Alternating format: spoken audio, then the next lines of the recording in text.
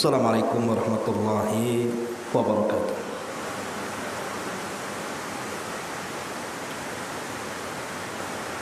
Alhamdulillah wassalatu wassalamu ala Rasulillah wa ala alihi wa sahbihi wa mawalah wa la hawla wa la quwata illa billahi wa ba'd. Alhamdulillah, di pagi menjelang siang ini kita bisa duduk untuk berthalabul ilmi, dan kita masih meneruskan kajian kita membahas kitab Minhajul Muslim, dan kita sudah masuk ke materi tata cara pelaksanaan daripada solat. Ma'asyiral muslimat yang dimuliakan Allah Subhanahu wa taala, belajar bagaimana mengenal tata cara solat mulai dari bacaan hingga gerakan-gerakan solat wajib bagi seorang muslim untuk tahu dan belajar. Karena sah dan tidaknya sebuah ibadah itu ditentukan oleh ilmu pengetahuan. Karena orang jahil, mereka tidak akan sempurna ibadahnya. Hanya orang-orang yang berpengetahuanlah yang akan mampu menyempurnakan ibadahnya. Makanya kenapa kedudukan ilmu itu menentukan seseorang saat beribadah itu mendapatkan pahala atau tidak. Tapi kejahilan sebaliknya, dipastikan orang-orang jahil yang beribadah mereka tidak akan mendapatkan pahala. Kenapa demikian? Karena umumnya orang jahil saat mereka beribadah itu ikut-ikutan. Lihat orang solat, dia ikut solat. Lihat orang takbir, dia takbir. Berdiri, ikut berdiri. Membaca ini, ikut membaca ini, dan begitu seterusnya. Makanya kalau kita melihat di dalam hadis ketika berbicara soal fitnah kubur, ketika dua malaikat Munkar dan Nakir bertanya kepada orang yang mati, yang dihidupkan dalam kuburnya, apabila yang ditanya itu seorang mukmin dan berilmu, maka seluruh ujian-ujian yang ditanyakan dua malaikat ini akan mudah dijawab. Tapi sebaliknya, kalau dia bukan orang yang beriman dan dipastikan mereka jahil, maka mereka tidak akan sanggup untuk menjawab dua soalan malaikat itu. Makanya ketika ditanya orang jahil ini, siapa Rabbmu? Maka dia mengatakan, la adri, aku tidak tahu. La adri, aku tidak tahu. Kalimat aku tidak tahu dari jawaban ini menunjukkan dia jahil. Kalau dia orang alim tentu tidak akan mengatakan la adri, saya tidak tahu, pasti dia akan menjawabnya. Makanya apa yang terjadi karena dia tidak mampu menjawab, hanya mengatakan la adri, aku tidak tahu. Kemudian dia mengatakan fa'altu kama fa'alan nas wa aqulu kama qalan nas, aku hanya berbuat karena melihat manusia berbuat, aku mengucapkan karena manusia berkata-kata. Dari sinilah kemudian Allah Subhanahu wa taala kirim azab yang disebut dengan azab kubur karena kejahilannya. Tapi kalau orang alim Ketika ditanya oleh Munkar dan Nakir, dia sanggup menjawab. Karena dia sanggup menjawab, luluslah dari fitnah tersebut, makanya Allah kirim nikmat kubur kepadanya. Dari riwayat ini menunjukkan bahwa nikmat dan azab itu ditentukan karena ilmu. Kalau seorang muslim beribadah kepada Allah Subhanahu wa taala berdasarkan ilmu, maka dipastikan ibadahnya akan mengalami kelezatan karena Allah kirim nikmat kepadanya.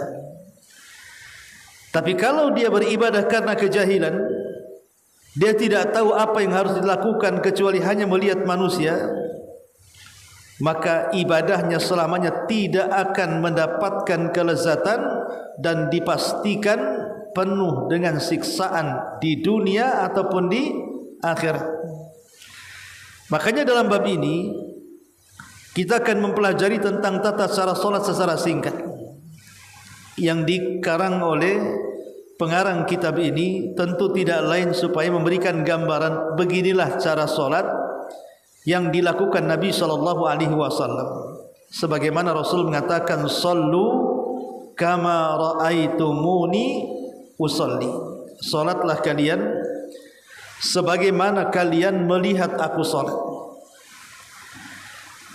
Baik, untuk mempersingkat waktu, saya akan menyebutkan dari ringkasan apa yang pengarang tulis dalam kitab ini. Saya buat menjadi 28 poin. Secara singkat dari 28 poin ini, yang pertama, seseorang ketika hendak melaksanakan salat, maksudnya ketika masuk ke dalam salat, tentu di luar salat banyak yang dilakukan, seperti berwudu, kemudian juga menutup aurat, kemudian memperhatikan pakaian dan tempat yang akan dilakukan salat dan macam-macam.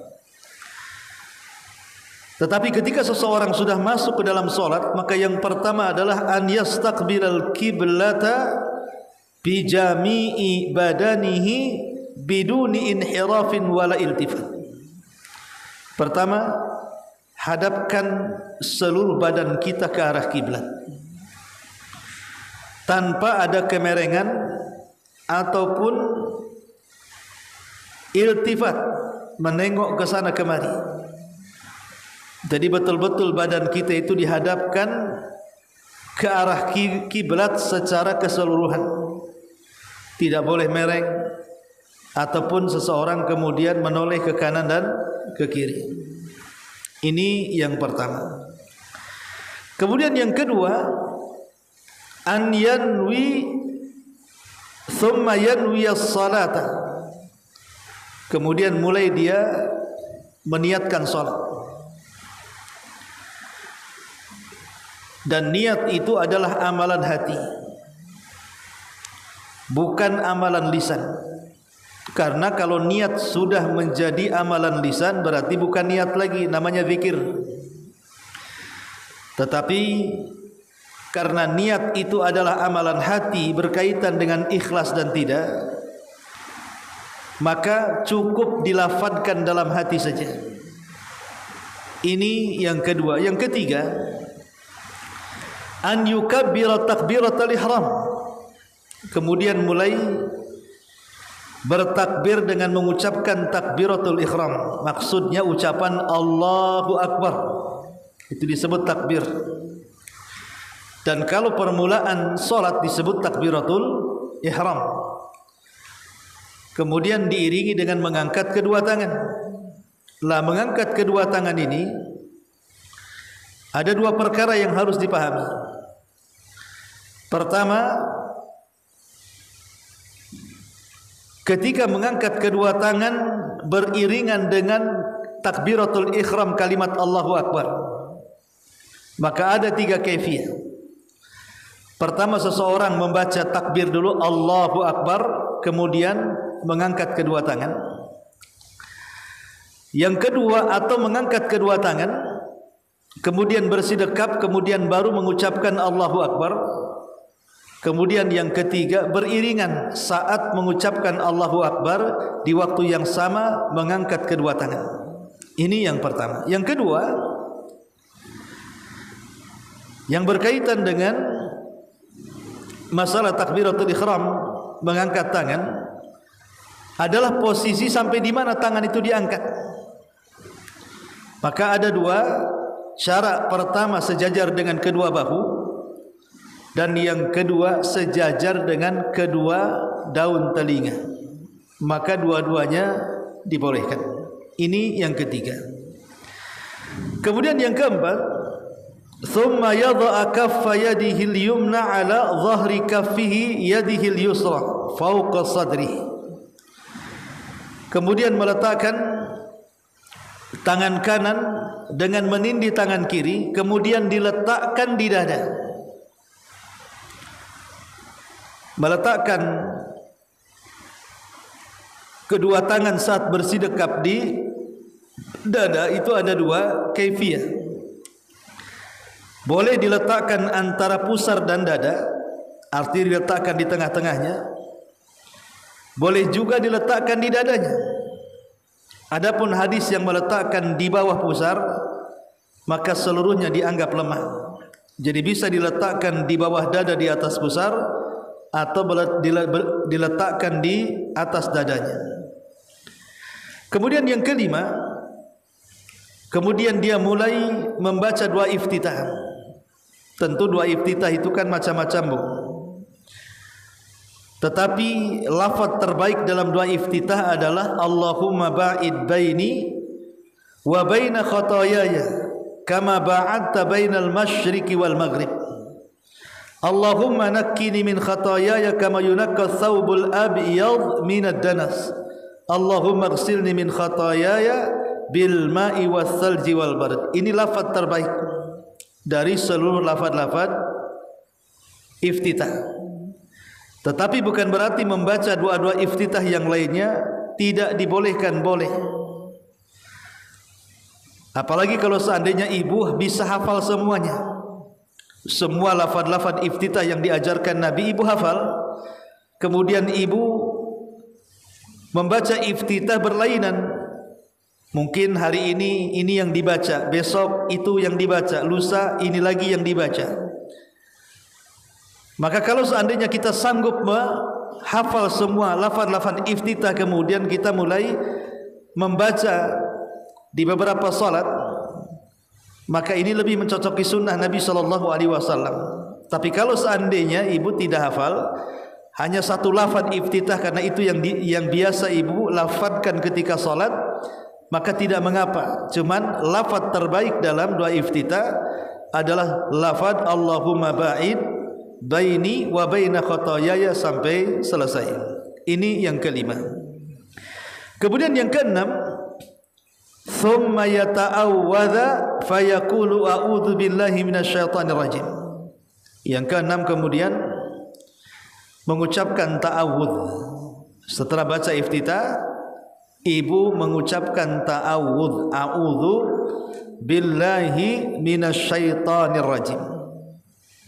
Tentu karena bagaimanapun salat ini adalah ibadah yang dibenci setan, terutama saat posisi sujud. Makanya setan sebisa mungkin menggoda anak Adam dengan merusak salatnya. Makanya kemudian saat permulaan salat kita disuruh ta'awud, meminta perlindungan kepada syaitan supaya kita tidak diganggu dalam salat kita. Kemudian setelahnya nomor 7, thumma yaqra surat al-Fatihati. Kemudian mulailah dia membaca surah Al-Fatihah. Membaca surah Al-Fatihah tetap diawali dengan basmalah. Baik yang bacaan Fatihahnya dikeraskan ataupun bacaan Fatihahnya disirkan. Artinya baik dilakukan di salat yang lakukan di malam hari, maghrib, isya atau subuh, atau yang dilakukan di siang hari, zuhur ataupun asar, tetap membaca basmalah. Dan kalau seandainya posisinya menjadi imam, maka basmalah ini boleh disirkan, boleh dijaharkan. Artinya boleh disembunyikan tapi tetap dibaca, tapi boleh juga dikeraskan. Dua-duanya boleh dilakukan. Kemudian yang nomor 8, thumma yaqra ma tayassara minal Qur'an. Kemudian mulai dia membaca yang mudah dari bacaan Quran. Salat wajib dengan salat sunnah itu harus dibedakan. Kalau salat wajib, ibu jangan terbebani dengan bacaan. Artinya surat apa yang ibu hafal itu yang ibu baca. Jangan sampai kemudian surat yang separuh-separuh hafalannya kemudian dibaca. Jadi cukup membaca yang mudah dari Quran saja. Ibu cuman hafal Qul a'udzu birabbin nas, ya itu saja dibaca. Kemudian ibu hanya menghafal Inna a'tainakal kautsar ataupun surah Al-Lahab atau surah Al-Fil. Maka jangan kemudian membebankan dengan surat-surat yang ibu belum hafal atau separuh-separuh hafalannya. Tidak perlu kalau salat wajib. Salat wajib itu baca yang mudah saja. Jadi baca yang mudah, jangan mempersulit. Kalau salat sunnah beda. Seperti ibu tahajud, ingin berlama-lama dalam tahajudnya. Masalahnya mungkin bacaannya ataupun hafalannya kurang. Makanya kalau ingin berlama-lama dalam salat, maka dibolehkan ibu untuk memegang mushaf. Jadi boleh memegang mushaf dan ibu bisa membaca sesuka ibu, entah sejuz, 2 juz, maka dibolehkan. Ya, sekali lagi, kalau salat sunnah boleh ibu memperberat diri dengan membaca lewat mushaf. Tapi kalau salat wajib jangan memberatkan diri. Yang ibu hafal itu yang dibaca. Karena bagaimanapun sedikitkan hal-hal yang bisa memberatkan dalam pelaksanaan kewajiban kepada Allah Subhanahu wa taala. Ini yang nomor 8. Kemudian yang nomor 9, thumma yarka. Kemudian dia mulai ruku. Saat ruku itu bentuk pengagungan kita kepada Allah Subhanahu wa taala. Ingat ya, saat ruku adalah saat kita mengagungkan Allah Subhanahu wa taala. Karena saat mengagungkan Allah Subhanahu wa taala, maka perlamalah saat ruku. Kemudian upayakan tumakninah saat ruku. Kemudian upayakan khusyuk saat ruku. Karena itu waktu di mana kita mengagungkan Allah Subhanahu wa taala. Makanya bacaannya juga Subhana rabbiyal azim. Maha suci ya Rabbku yang maha azim, yang maha agung. Jadi saat ruku adalah saat di mana kita mengagungkan Allah Subhanahu wa taala. Dan di saat ruku itu pula kesalahan-kesalahan kita digugurkan oleh Allah Subhanahu wa taala. Jadi kesalahan-kesalahan kita itu digugurkan lewat pundak-pundak kita yang sedang ruku kepada Allah Subhanahu wa taala. Maka jangan main-main dengan ruku. Upayakan khusyuk dalam ruku, tumakninah dalam ruku, dan betul-betul agungkan dengan membaca Subhana rabbiyal azim. Kemudian yang nomor 10, saat ruku membaca Subhana rabbiyal azim minimalnya 3 kali. Minimalnya 3 kali. Tetapi kalau ibu mau menambah bacaan Subhana rabbiyal azim umpamanya dengan ibu membaca Subhanakallahumma bihamdika Allahumma gfirli, itu lebih baik lagi. Jadi kalau seandainya ibu menambah dengan Subhana rabbiyal azim dengan bacaan Subhanakallahumma wa bihamdika Allahumma gfirli, maka itu lebih baik lagi. Karena itu yang diucapkan Nabi SAW saat ruku. Baik, kemudian yang nomor 11, thumma yarfa'a ra'sahu. Kemudian setelah ruku dia angkat kepalanya. Saat mengangkat kepala, saat itu juga ibu membaca kalimat Sami Allahu liman hamidah dan mengangkat kedua tangannya. Jadi berbarengan dengan bangkit daripada ruku ada dua perbuatan. Pertama, perbuatan lisan membaca Sami Allahu liman hamidah. Yang kedua, perbuatan badan dengan mengangkat kedua tangan sampai bahu atau sampai daun telinga saat mengangkat kepala dari ruku ketika membaca Sami Allahu liman hamidah. Kemudian yang nomor 12, kemudian setelah ibu bangkit daripada ruku ya, dalam posisi i'tidal berdiri sebelum sujud, maka di sini Nabi SAW juga mengajarkan doa Rabbana walakal hamd mil'us samawati wal ardi wa mil'u ma syi'ta min syai'in ba'd. Rabbana walakal hamd mil'us samawati wal ard wa mil'u ma syi'ta min syai'in ba'd. Itu juga sangat dianjurkan membaca doa ini. Atau kalau tidak, maka cukup ibu membaca Rabbana walakal hamd, atau ditambah dengan hamdan katsiran tayyiban mubarakan fih. Kemudian yang nomor 13, thumma yasjuda khusyu'an as-sajdatal ula. Kemudian setelah i'tidal ibu turun melakukan sujud yang pertama. Lah sujud ini adalah bentuk kita ini meninggikan Allah Subhanahu wa taala. Jadi kalau ruku kita mengagungkan Allah, kalau sujud kita sedang meninggikan Allah. Dan sujud ini ibadah yang paling agung dari seluruh gerakan salat. Jadi ibadah yang paling agung dari seluruh gerakan salat dari takbir sampai salam itu adalah posisi sujud. Makanya saya nasihati saat sujud pertama, maka tumakninah dengan cara menempelkan 7 anggota sujud. Apa 7 anggota sujud? 2 ujung kaki, 2 lutut, 2 tangan, kemudian dahi dan hidung menjadi 1. Ini harus betul-betul menancap di bumi. Kemudian yang kedua, tidak boleh main-main, di mana paha harus lurus supaya nampak bersungguh-sungguh dalam solatnya. Kemudian merenggangkan sikut menjauh dari lambung, jangan merapat ke lambung. Kemudian juga harus betul-betul kita ini sedang merendahkan diri kepada Zat yang Maha Tinggi, karena saat sujud kita sedang meninggikan Allah. Dan saat ini pula kesalahan-kesalahan kita digugurkan, sama dengan posisi ruku. Posisi sujud pun, di mana dosa-dosa yang diletakkan di punggung dan di kepala itu dijatuhkan saat sujud.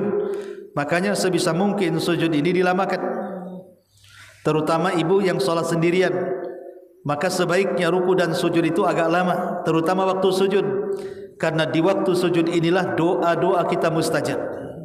Ingat, di waktu sujud doa-doa kita mustajab, maka sungguh-sungguhlah dalam doa setelah membaca subhana rabbiyal a'la. Ini yang ke-12, yang ke-13, yang ke-14.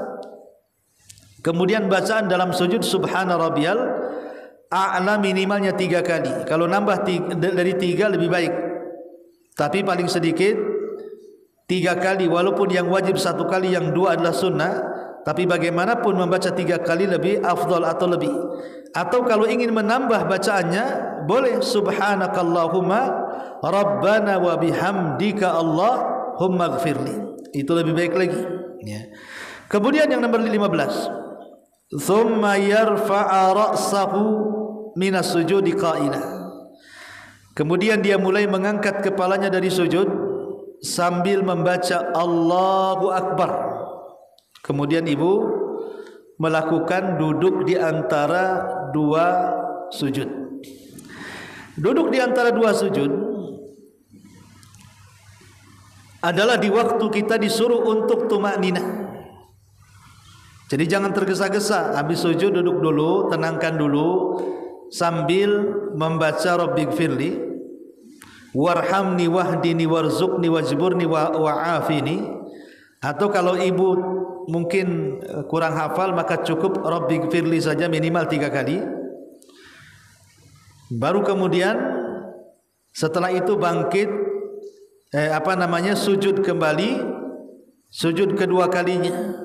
Lah sujud kedua kalinya sama dengan sujud yang pertama, membaca subhana rabbiyal a'la 3 kali, atau kalau ibu mau nambah dengan subhanakallahumma rabbana wa bihamdika Allahumma gfirli, itu lebih baik lagi. Ini yang ke-16. Kemudian yang ke-17,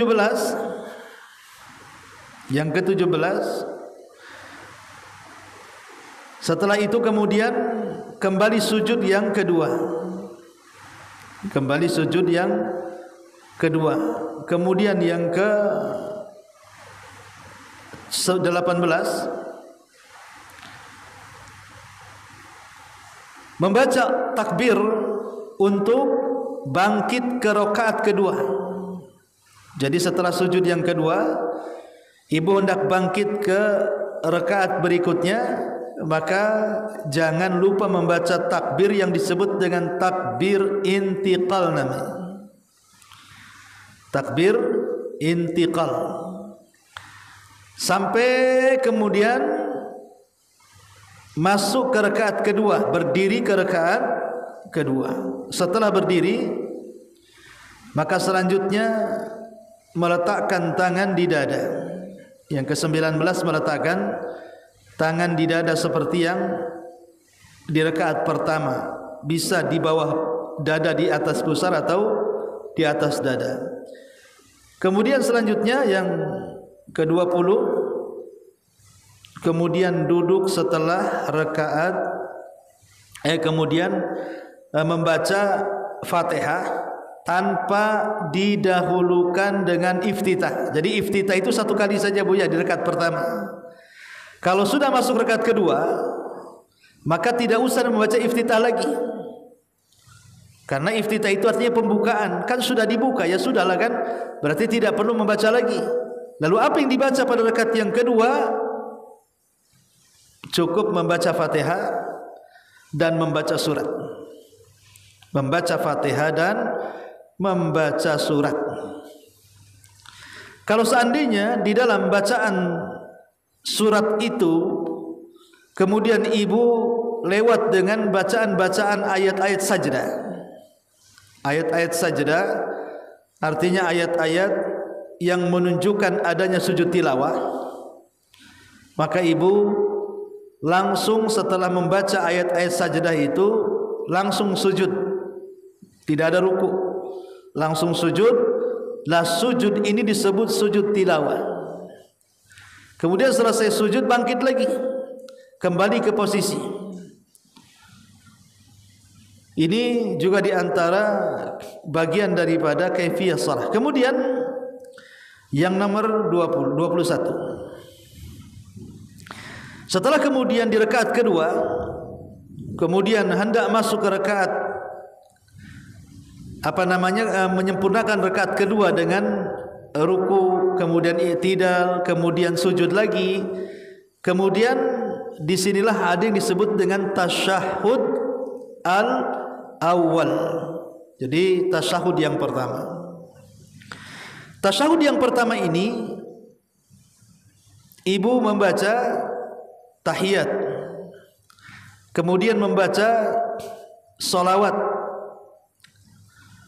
kemudian ibu membaca tahiyat dulu sampai kepada syahadat. Kemudian selepas syahadat, apakah kemudian membaca salawat setelah syahadat, ataukah kemudian bergerak ke rakaat berikutnya?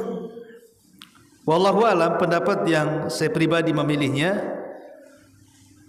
di tasyahud yang pertama itu cukup sampai syahadat saja Bu. Jadi bacaannya at-tahiyatu lillahi wassalawat wat thayyibat assalamu alayka ayyuhan nabi wa rahmatullahi wa barakatuh, dan assalamu alayna wa ala ibadillahi salihin, asyhadu an la ilaha illallah wa asyhadu anna muhammadan abduhu wa rasuluh. Sampai di sini. Ini bacaan pada tasyahud yang pertama. Kemudian setelah bacaan tasyahud yang pertama, ibu bangkit ke rakaat ketiga. Berarti kalau salat maghrib itu rakaat terakhir. Tapi kalau salat yang 4 rakaat berarti masih menunggu 2 rakaat lagi untuk menyempurnakan salatnya.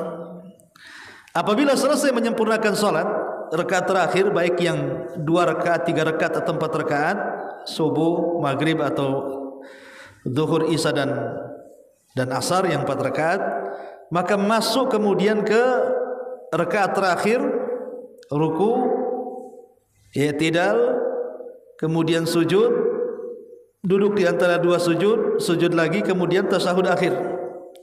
Lah dalam tasyahud akhir tentu bacaannya disempurnakan, berbeda dengan tasyahud yang pertama, di mana pada tasyahud yang terakhir itu bacaannya adalah at-tahiyatu lillahi wassalawatu wattayyibat, assalamu alayka ayyuhan nabi wa rahmatullahi wa barakatuh, assalamu alayna wa ala ibadillahi salihin, asyhadu an la ilaha illallah wa anna muhammadan abduhu wa rasuluh.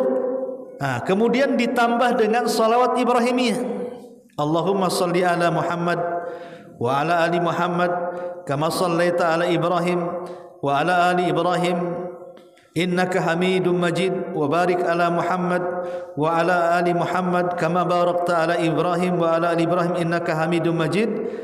Maka inilah disebut dengan salawat Ibrahimiyah. Pertanyaannya, kenapa di tasyahud yang pertama ibu tidak dianjurkan membaca salawat, sementara di tasyahud akhir ibu dianjurkan baca salawat? Maka jawabannya, karena di tasyahud terakhir itu ada doa. Jadi tasyahud terakhir itu ada doa, Bu. Kalau di tasyahud pertama tidak ada doa, tapi di tasyahud terakhir itu ada doa. Doa dari 4 perlindungan. Allahumma inni a'udzubika min adzabi jahannam wa min adzabil qabri wa min fitnatil mahya wal mamat wa min syarri fitnati masihid dajjal. Kemudian setelah itu ibu berdoa, terserah entah membaca doa yang biasa dibaca Rasul, Allahumma inni a'udzubika minal ma'tham wal maghram, atau ibu membaca Rabbana atina fid dunya hasanah wa fil akhirati hasanah wa qina adzabannar, atau ibu terserah mau baca apa saja sebelum salam. Lah karena di tasyahud terakhir ada doa, sementara di tasyahud awal tidak ada doa, makanya salawat itu diletakkan di tasyahud akhir.